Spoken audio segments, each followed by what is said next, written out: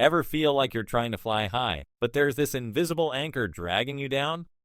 Like everyone else is soaring through life while you're stuck in a perpetual state of almost there? Well, you're not alone. Turns out there are actual habits that can turn you into a professional grump. Stick around because in this video, we're uncovering the top 7 ways we unknowingly sabotage our own joy. Trust me, some of these hit way too close to home. Habit 1. Being a human ATM for yourself. Okay, first up, we've got the human ATM habit. You know who you are. The second those sweet coins hit your account, your brain goes, emergency. Must. Spend. Now, it's like your wallet has a black hole in it, sucking up every last penny on the most random stuff. So if you find yourself buying things you'll use exactly 3 times like my label maker for labeling, well, weird things, you might be a card-carrying member of the human ATM club. Habit 2. Playing the self-care, get-out-of-jail-free card. Next on our list of misery makers is the sneaky self-care loophole. Now, real self-care is awesome. But this habit? It's where your brain convinces you that watching cat videos for 6 hours is essential for your mental well-being when you have a mountain of work.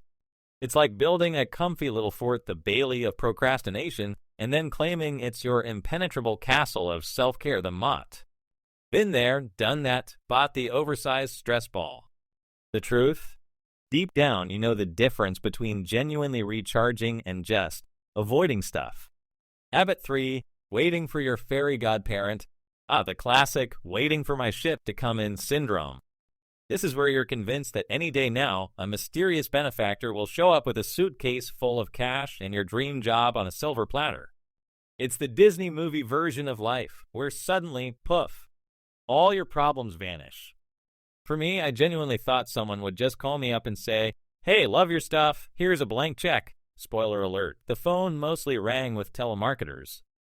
This habit keeps you in a permanent waiting room, and guess what's in the waiting room?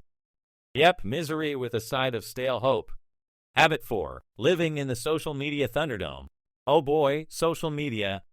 It's like that friend who's fun in small doses, but leaves you feeling drained and confused after a marathon session. You scroll, and suddenly everyone else is a millionaire with perfect abs and a thriving alpaca farm. Meanwhile, your reality involves mismatched socks and questionable life choices. The thing is, social media often shows the highlight reel, and the angriest voices tend to shout the loudest. It's like thinking everyone hates decorative pillows because of one viral tweet. Step away from the scroll, my friend. Your brain and your self-esteem will thank you. Habit 5. Ignoring the tiny annoyances. This habit is all about those little daily annoyances you just shrug off, but they secretly chip away at your sanity. It's like ignoring a leaky faucet. It might seem small, but eventually you'll have a flooded basement of annoyance. Habit 6. Using Band-Aids on bullet wounds. Now we're getting into the heavier stuff. This habit is about using temporary fixes for deeper problems. Feeling lost? Maybe a few drinks will quiet the noise. Feeling anxious? Perhaps some mindless shopping will provide a fleeting sense of control. It's like putting a tiny Band-Aid on a bullet wound. It might cover it up for a second, but the real problem is still there festering. For me, it was trying to numb out feelings that desperately needed attention. The temporary relief? A total lie that eventually makes everything way worse. Habit 7. Sailing without an anchor. Finally, we have the drifting aimlessly habit. It's like being a boat without an anchor in a stormy sea.